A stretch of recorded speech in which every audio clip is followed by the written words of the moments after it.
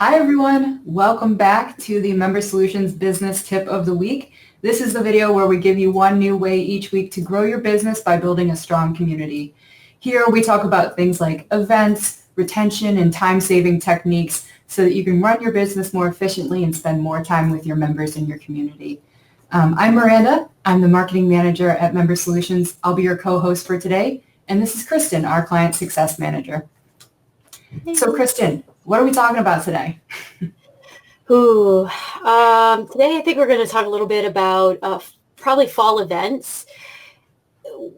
The summer, it's a nice way to transition right into the fall with keeping up with community events and things of that sort. There's a lot of opportunity with different holidays. You know, you have Halloween coming up, you have Bully Prevention Month coming up, and then just the fall season. It seems like it's the time of year for people to get together before us here in the north and northeast start hibernating away for the winter.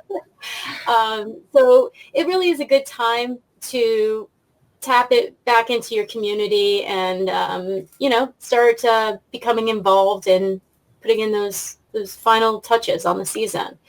I thought today we could talk about what type of events are ideal for this time of year. Yeah, and we got to talk a little bit about this beforehand and brainstorm what I think are some really good ideas. There are some that probably most people are aware of. You know, everybody, tends to have holidays on their calendar already. But I think we've got some creative ideas as well that people maybe haven't taken advantage of in the past, and they can maybe incorporate into their calendars for this year.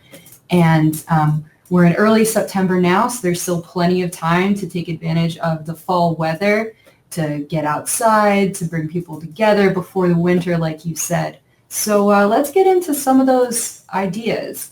And I think maybe the thing that's coming up most quickly is in October for Bully Prevention Month. So let's see what we have for that. Any thoughts? Yeah, for Bully Prevention Month, I think you can kind of approach it two ways, right?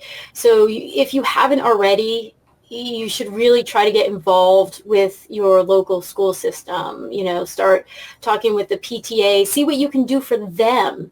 And then naturally they'll want to do things for you, like hosting, allow you to host a seminar and talk with the kids, do a little presentation on bully awareness. Another thing you might want to do is host something at your school. So you could host a anti-bully seminar at your school, open it up to the community. It's a good way to bring in leads as well as create awareness and educate your community on prevention. Yeah, I totally agree with all of that. There's a lot of different angles that you can take with this. I want to give a quick shout out here actually to Brett Lechtenberg. Yes. He is a client of Member Solutions and has spoken for us many times, given webinars and other talks on bully prevention and how to align yourself as the expert in your community. So if you're not familiar, you may want to check him out leading up into the month of October. He's, I'm sure, got plenty of ideas on events specifically and how to get involved with schools. But I think you're totally right. There's also a lot you can do at your school for your members. Even things like incorporating it into mat chats and just making it more a part of your daily life. If it isn't already, it may be already. But this is a good time to really emphasize it and bring it out and maybe do some things too, like maybe take some video if you're going to have those conversations with students, and maybe share that if it's applicable to share it on your social media and just get yourself some more exposure that way leading up to your events. Absolutely. And leading, this is a particularly good time of year for it, those anti-bully discussions or bully prevention discussions. A lot of kids, they're back to school right now, and some of them might be transitioning to the first time into elementary schools or middle schools or high schools, and they might be dealing with a different group of students, a different atmosphere, and this is the time of year where unfortunately you do see increased cases of bullying. So it's always good to educate your community and, prepare people as much as possible. Mm-hmm. Yeah, that's a great point. Well, and I think those are some really good ideas for anti-bullying to incorporate into your schedule. But what else could people be doing in maybe the general fitness industry or other community organizations for the fall? What are some thoughts that you have there? Well, a couple things pop up just for this time of year. Like it's definitely fair season up here in New Mm-hmm. Hampshire. About from a couple weeks ago, probably till the next like month and a half. There's Yeah. fairs going on back to back weeks, and it's nice to be able to, if you have the opportunity, it's within your budget to check into having a booth at a fair or how you can get involved. It's a good way to, spread the message, get your business out there, whether it be fitness or martial arts, this time of year. Another thing is, I think you and I were talking about this earlier, scouting groups, Boy Scout, Girl Mhm. Scouts. You had some really good ideas there, Miranda. Yeah, so I think, take inspiration from other industries where they have good ideas going on. And this goes for any part of business, but I think events especially. This is the time of year where I know my younger brother was in the Scouts growing up, and this is the time of year where they would have their pancake breakfasts or their family dinners or their camping events. Um, Even smaller types of events that are just a cookout at someone's house, or they go and roast s'mores together. And you can do that at a local park or something like that. But this is the time of year where people like to get together for events like that. They don't want to let go of what they had in the summer where, you had these barbecues and these family or community gatherings. So you can carry that on through the fall and, take inspiration from maybe your local church or scouting community or some other organization. And you Mhm. can also partner with them too. So you don't have to go it alone. That's a good idea, definitely. Yep. I mean, and I know we talk about hosting a lot of these events to generate leads and opportunities, but there are also opportunities for bonding within Mhm. your, for retention, that sort of thing, within your business. You can do events like pumpkin picking, apple picking. Those are really good events where people can kind of be in a little bit of a looser environment and kind of just get together a little bit, more and things of that Yeah, sort. absolutely. And I mean, the fitness industry, I feel, has become really pretty great at this, where they'll combine maybe a morning workout with another activity afterwards that really just kind of solidifies that community feeling. And that can be done in any industry and with really any event. So, apple picking can be, you're doing a lot of walking. You could kind of bill it as a fitness in a sense that way. You Mhm. can pair it with another workout or another activity. So there's a lot you can do there, and you can get creative with the seasonality of it. Definitely. That's true. And you Um, can also get another, um, I, I strongly recommend buddy days or VIP nights at least once a month. But if you're not doing it once a month, this is also a very good time of year to host them. Kids are back to school, they're reconnecting with their mhm. schoolmates, they're making new friends even, and it's a great opportunity for them to bring their friend and show them how excited they are about martial arts and things of that sort. So this is, again, I highly suggest it's a monthly event. However, if you are going to do it a couple times a year, this is definitely a good time of year to host those. Hmm. Yeah, couldn't agree more. This is perfect timing. Yeah, And September, the October. and the big one, right? Halloween. Yeah, yeah. So let's talk about the elephant in the room, Halloween. So there's lots of ideas here, and I'm sure a lot of martial arts schools and fitness studios as well are already planning Halloween events. But in case you aren't, or you're looking for some alternative ideas, I know we thought of a couple. I know that, the classic would be a costume contest or party that you could work into your class schedule. So there's that. But what are maybe, Kristen, you had a good one, a trick-or-treat alternative. Um, Trunk or treat has been gaining popularity over the past couple of years. It creates a safer environment for kids to kind of get festive and do that sort of thing. So if your parking lot's big enough, you may want to consider hosting one in your parking lot and connecting with your other businesses within your community and doing something there. If not, oftentimes there usually are some of them going on. You may want to see what you can do to participate in existing trunk or treat events that are going on within your community. So it's a good, safe environment for people to participate in the festivities. Mm-hmm. Yeah, that's a great idea. Yeah, I love that. And I think we were talking about like a pumpkin carving, like outdoor, Yeah. and maybe in the park or something, or even in conjunction with, hey, pick your own pumpkin and then we're going to carve it up. Yeah, kind of make a day of it. I think there's also, with carving, that's probably best done, if we're talking about kids, that'd be best done with inviting parents as well. Since we're actually carving pumpkins and that does involve right, and stickers too. But yes, you can always do paint and stickers. In fact, the past couple of years here at the office, we have done pumpkin painting contests, and you can get from the craft store just these like styrofoam or plastic pumpkins that you can provide. They're pretty inexpensive. So, we've just provided those and the paint and then have a contest.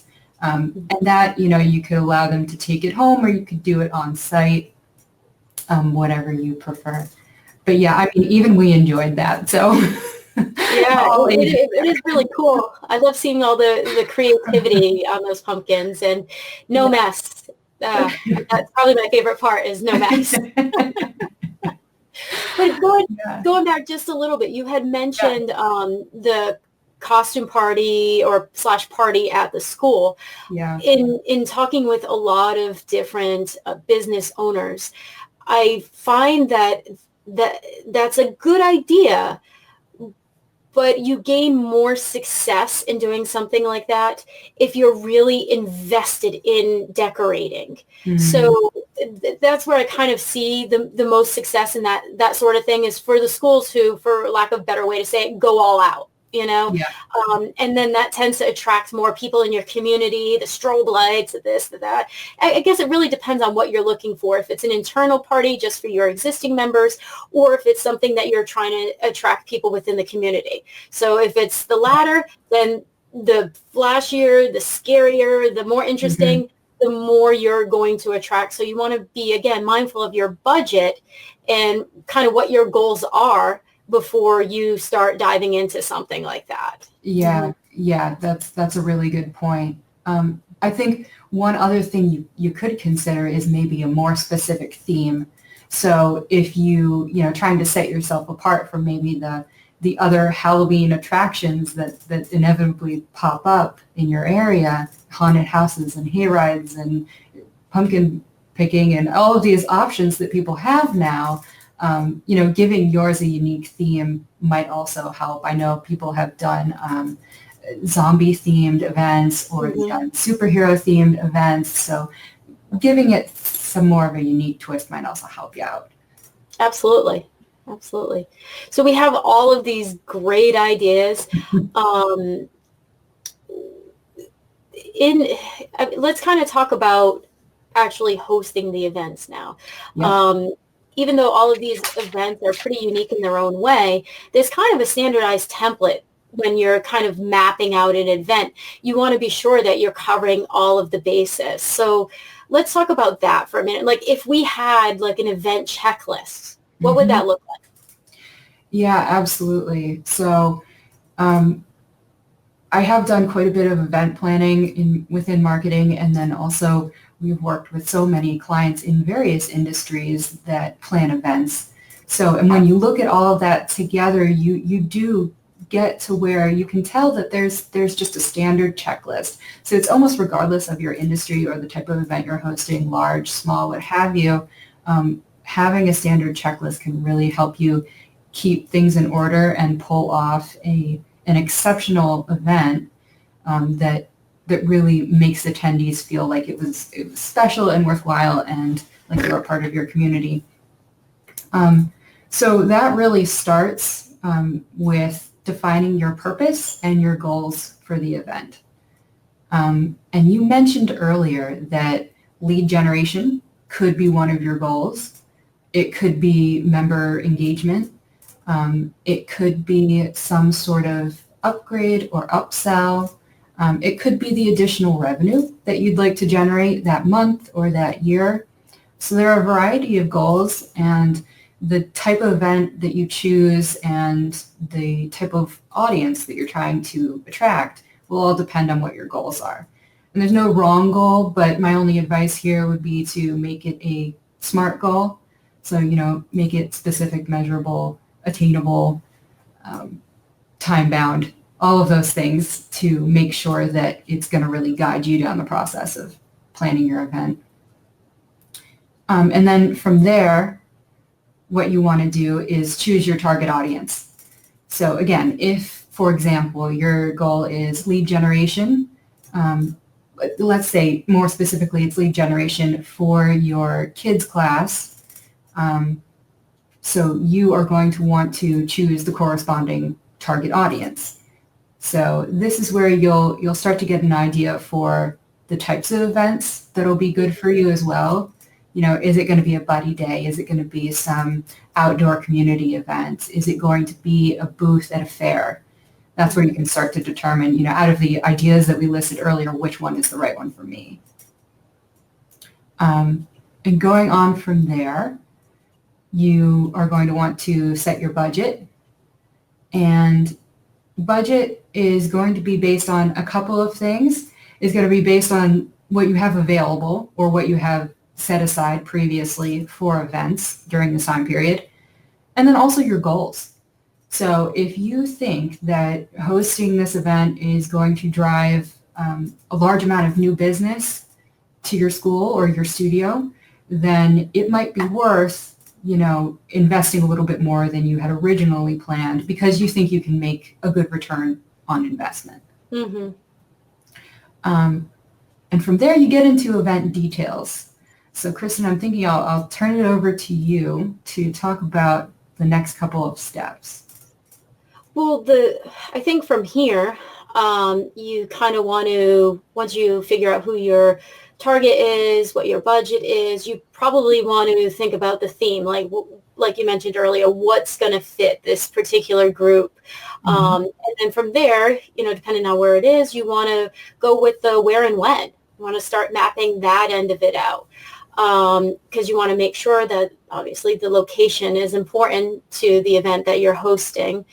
And from there, you probably want to establish the schedule. So that way it's mapped out. Once you have the schedule for that particular day, what to expect, entertainment activities, from there you can start deciding what the pricing is and the staff basically and the logistics. So once you have your, what's going to happen that day or for that event, then you can start listing out which staff members you'll need there and outline what their roles are at the event. Yeah. That's super important going into it. So that way you're not trying to figure that out during the event. I mean, yes, mm-hmm. you want to keep everything fluid. So that way, somebody is ill that day or something comes up that you can kind of shift things around pretty easily. But you want that to be the exception and not the rule going into the event, because that's going to be very important to hosting a successful event. And then from there... one thing on the schedule and the staff, that does relate back to your budget. But I would say, I think a lot of people, they go through this process of planning, okay, here's what I want my event to look like. Here's what I want to be on the schedule. Here's how many people I think I'm going to need on staff. And they come up with a budget at that point. But the problem with that is you haven't tied that back to your goal all of the time. And sometimes that budget can get larger than you think, faster than you think. So just be careful, have a number in mind ahead of time so that then when it comes down to planning the schedule, choosing what you're going to provide for food, or are you going to have entertainment? Are you covering some cost for attendees, in the activities you're planning? Just have a vision for that ahead of time so that you don't end up with this huge budget at the end accidentally that you then think I can never host this event. Right, exactly right. I mean, the little things, they add up. If you're at a booth and you have some swag at your booth, you're giving out, you want to be sure that you have a realistic approach to it, and that the expense is going to be worth what you'll gain from the event, or project to gain from the event. Exactly. Yeah. Which then would also determine, the pricing and registration for this particular event too. So some events will be free events, some events will be paid events. So that's up to you to decide which is which. Either way, you want to have some sort of registration tool ready for multiple reasons, because if it is a paid event or event where you need a head count, you should have that in advance. So you should use a registration tool to capture those who will be participating in the particular event. And then the registration tool is going to kind of serve a twofold purpose, not to get too far ahead, but it'll also help you market your event. And it's also going to help you during your event, because during your event, you want to have, part of your planning is you want to have it's going to tie back into your goals, right? What are you looking to achieve? Are you looking to put out an offer to attract, a trial offer to attract leads? Are you hosting something internally so it's for product or perhaps upgrades? Are you, maybe just kind of nonchalant, you don't really have an offer, but you're capturing lead information for newsletters, or for having them register for a future event. So maybe you might be at a fair, and people are kind of busy. They don't stop too long at those events. I know, I'm one of them. I just want to keep going. But it's nice to give them the opportunity to meet again at a future event, to say, hey, if you sign up for our newsletter, we also, maybe they're at an apple picking event or something of that sort, but you have your Halloween event coming up or something like that. You can say, hey, we have limited space, join us, or sign up for our trunk or treat that we're going to have, something of that sort. You want to have a registration tool available for those many reasons. That's going to be a very important part of your success. Yeah, so I think we're about halfway through the process now, and this really is a critical step, and this is where it'll even feel like it's all coming together, because at this point you've gotten your goals, your audience, your budget, your theme, your location, your date, your schedule. And so at this point, your registration form too is going to house all of that information for people, including if there are additional ways that they can stay in touch with you, like future events or a newsletter that you have, or social media that they can connect with you on. So that's really becomes the hub for your event planning at that point. So having that online in a convenient place that you can share and have readily available really is key in the planning. Absolutely. And it keeps you organized, Definitely. So that way, as we come towards like the back end of it, you can use, the online tool you use will also determine your marketing plan, right, for your event. That way you can create registration forms, and then you can market it on social media, your website, wherever you can, through email to, hey, send this to a friend, have them join, things of that sort. And it's going to make your, which is kind of towards the back end of the plan, your follow-up plan easier to execute, because that's going to be part of your strategy too, is, okay, now that I have all this information, we had we host our event, we put out our offers, we have these people that sign up for newsletters, these people that sign up for future events, these people that have trials. Now I need to follow up with all of them. But you want to have that ahead of time, because once you have all that information, you want to follow up quickly. You want to create urgency instead of, trying to flounder afterwards to create a plan, and, and then one day passes, another day passes, and then before you know it, hey, your intro's tomorrow. You want to be sure that you're putting them in the proper buckets, and then communication filters. You want to push them out, associate them with drip campaigns and things of that sort. So that way you want all of that ready to go before your event even occurs. And then after that, you want to discuss the results. Did they match up to your goals? What was your goal? What was your actual? Mm-hmm. Discuss this with your staff. How did they feel about the event? How did they feel it went? Because everybody serves a different role at these types of events, so everybody has a different perspective.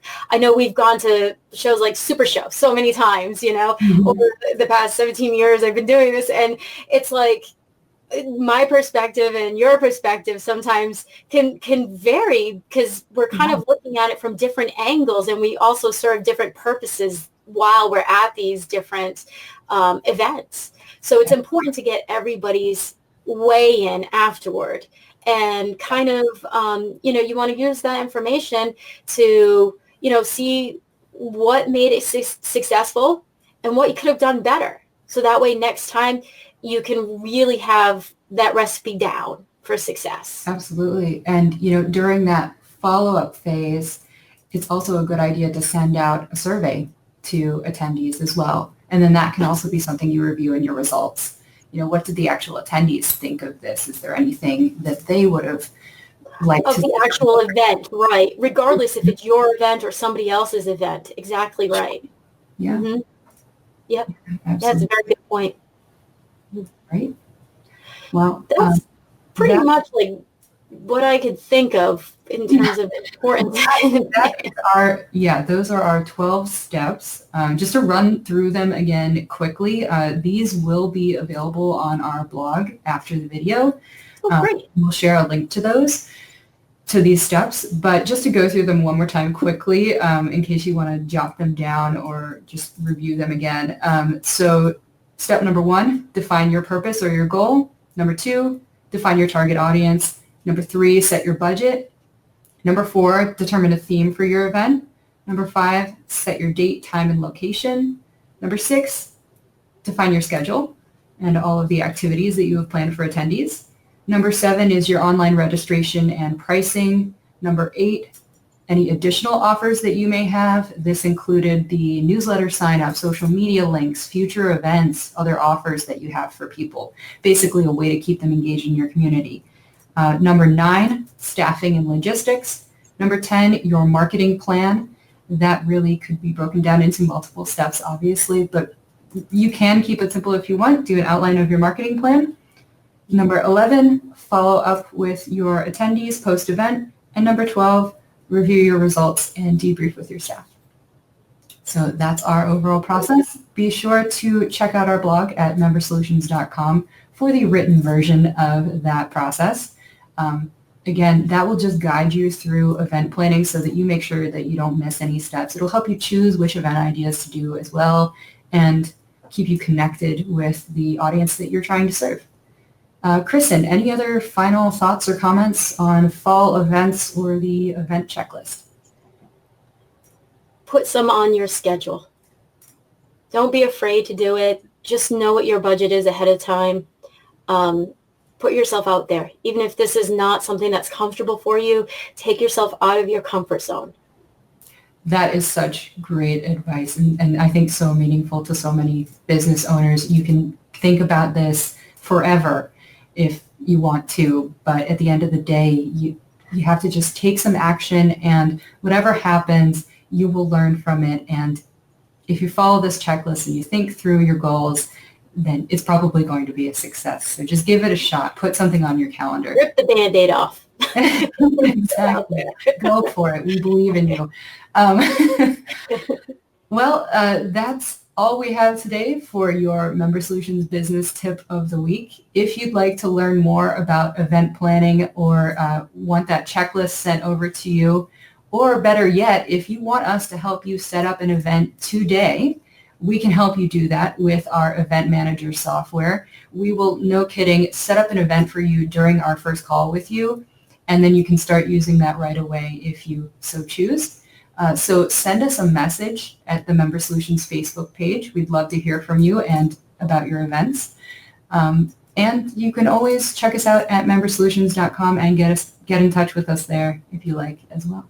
And we will see you next week. Thanks for joining us.